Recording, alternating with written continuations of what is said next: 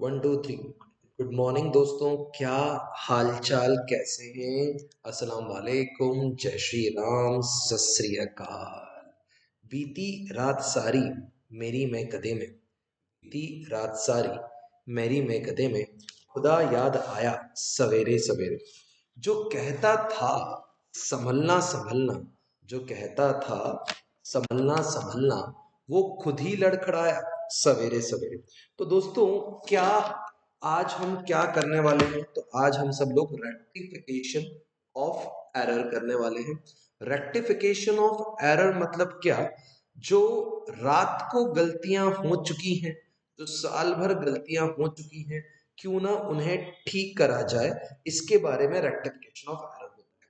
इसमें सबसे इंपॉर्टेंट है दोस्तों ये बात जानना कि एरर्स कितने प्रकार के होते हैं और एरर की सही चीजें हम कैसे करते हैं। तो बेटा पहले तो अपन एरर्स की टाइप देख लो। एक होता है एरर ऑफ प्रिंसिपल। तो सर, एरर ऑफ प्रिंसिपल का मतलब हमारे अकाउंट्स के लॉजिक क्लियर नहीं होते हैं, इसलिए अपन एंट्री गलत कर जाते हैं। लेट्स से फॉर एग्जांपल, अगर मैं आपसे एक एंट्री बोल रहा हूँ, paid installation charges for the machinery, इसकी एंट्री क्या होनी चाहिए? सब बच्चे जल्दी से बता देना। अपने जो टिन्नू भैया हैं उन्होंने इसकी एंट्री कर दी, installation account debit to cash. अरे सर, क्या पागल है टिन्नू? इसकी उसने इंस्टॉलेशन टू कैश क्यों करी? एक मशीन को उसकी जगह तक लाने वाला हर खर्च टाइम ऐड होता है, मशीन की कॉस्ट। तो इसकी राइट एंट्री क्या होनी चाहिए थी बेटा? Machinery to cash.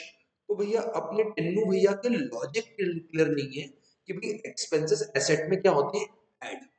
Expenses asset में क्या होते हैं? ऐड। एक और चीज बोल रहा हूँ, सुनिएगा।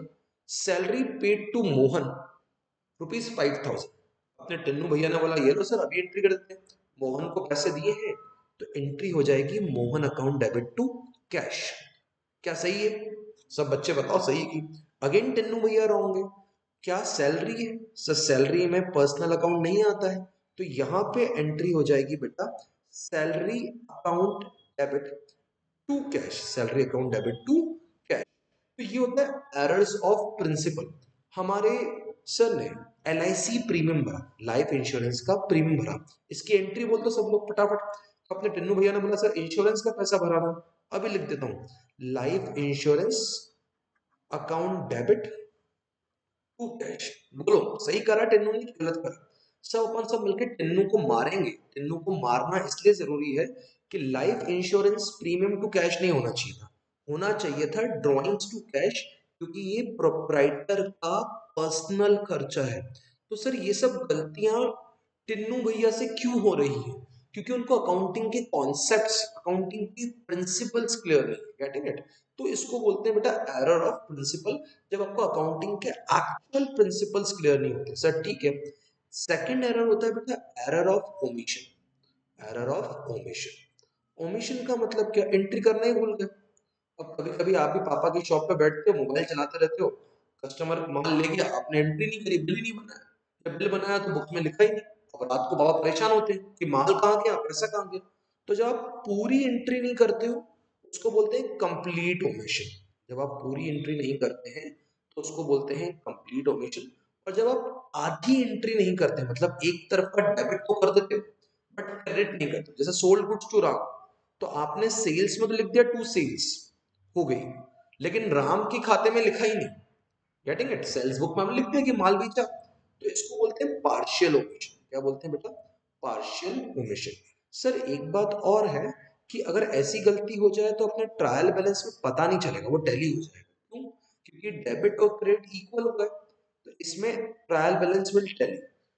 कंप्लीट ओमिशन भी हो जाए तो भी trial balance will tally. Trial balance will tally. क्यों टैली सर?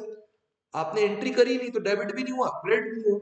ऐसी एंट्रीज में trial balance will not tally बेटा, विल नॉट टैली। बहुत प्रॉब्लम आ जाएगी, क्योंकि आपने डेबिट करा है, क्रेडिट नहीं करा, क्रेडिट करा है, डेबिट नहीं करा। मतलब आपने एक तरफ तो एंट्री कर दी है, receive cash from Shyam, cash book में तो एंट्री कर दी, हाँ सर कैश में लिख दिया एंट्री कैश, और शाम के अकाउंट में लिखने भूल गए, तो ये हो गया पार्शियल ओमिशन, आधे साइड में ओमिशन। सर ठीक है। अगर मैं आगे की बात लेके चलूं तो बेटा सबसे खतरनाक एरर्स होते हैं बेटा commission, error of commission. Sir यहाँ पे तो बहुत ज़्यादा झोलझाल होता है। हाँ सर, क्या क्या होता है बेटा इसमें समझते हैं। ये मैं इसको समझाता हूँ। रॉन्ग साइड, कभी कभी आप एंट्रियां रॉन्ग साइड में कर देते हो। रॉन्ग साइड का मतलब क्या, डेबिट को क्रेडिट में कर दिया, क्रेडिट को डेबिट में कर दिया। मतलब कभी कभी इसमें आप सेल्स को ही डेबिट कर देते हो, जबकि सेल्स क्या होती है, credit. Wrong side, wrong amount. Wrong amount का मतलब क्या बेटा, तो रॉन्ग अमाउंट का मतलब आपको रमेश के खाते में डेबिट करने थे 7,100, आप करके आ गए 710। किसी से लिए हैं 2347, आपने कर दिया 2437। तो सर ये रॉन्ग अमाउंट हो गया। ये रॉन्ग अमाउंट आपने डेबिट भी कर दिया और क्रेडिट भी कर दिया। तो wrong side, wrong amount, wrong account. Wrong account मतलब आपने माल बेचा था मोहन को, तो एंट्री होनी चाहिए थी मोहन टू सेल्स, आपने कर दी सोहन टू सेल्स। तो सर ये तो रॉन्ग अकाउंट हो गया। हाँ, अकाउंट ही रॉन्ग हो गया ना बेटा। तो wrong side, wrong amount, wrong account, ये एरर्स ऑफ कमीशन। तो इससे क्या बहुत ज्यादा प्रॉब्लम आती है। हाँ बेटा आती है, ऐसी बात नहीं है। तो यहाँ पे तो चीजें अच्छी खासी उल्टी हो जाती हैं। तो जो सबसे ज्यादा आपको मिलेंगे वो आपको एरर्स ऑफ कमीशन ही मिलेंगे। ठीक है बेटा, चलो सर ये भी है। सर क्या एरर्स ऑफ कमीशन में ट्रायल बैलेंस एग्री होता है? बेटा डिपेंड्स। कुछ कुछ एंट्री में टीबी एग्री होगा, कुछ कुछ एंट्री में टीबी विल नॉट एग्री। क्यों नहीं एग्री होगा? क्योंकि अगर आपने साइडें उल्टी कर दी होगी तो बेटा वहां पे थोड़ी सी प्रॉब्लम आ जाती है। वहां पे फिर आपको सस्पेंस भी खुलना पड़ता है। तो एरर्स ऑफ कमीशन का मतलब होता है wrong side, wrong amount, wrong account. Sir ठीक है, ये भी थोड़ा थोड़ा समझ में आ रहा है। नेक्स्ट क्या है आपके पास? तो एरर्स ऑफ कमीशन के बाद जो नेक्स्ट है आपके पास वो होते हैं compensating errors. Sir compensating errors का मतलब क्या? मैं आपको बहुत अच्छा सा एग्जांपल देता हूँ। आपने राम को माल बेचा है 10,000 का, श्याम को माल बेचा है 1,000 का। तो Ram account debit, Shyam account debit, to sales होना चाहिए कितना, 11। कूल। आपने क्या कर दिया? सर आपने कर दिया कुछ ऐसा नहीं, Ram account debit 1,000, Shyam account debit 10,000, to sales कितना, 11,000। मुझे बता कि डेबिट 11,000 हुआ, हाँ। क्रेडिट भी 11,000 हुआ, हाँ। तो डेबिट भी 11 है, क्रेडिट भी 11 है। इन दोनों ने मतलब इसका खाता इधर कर दिया, इसका खाता इधर कर दिया, कॉम्पनसेट कर लिया। तो ऐसे में ट्रायल बैलेंस तो एग्री होगा, बट क्या अकाउंट्स राइट टैली होंगे? ट्रायल बैलेंस तो एग्री होगा। सर क्या ये रेक्टिफिकेशन की थ्योरी वाला पार्ट है? हाँ, तो इसको ध्यान से देखना है बच्चों, सिस्टमेटिक करना है। एक बार स्क्रीनशॉट ले लो कौन कौन से एरर्स होते हैं, फिर बाद में अपन इस पे और भी चीजें करेंगे और इसी के साथ आगे चलेंगे।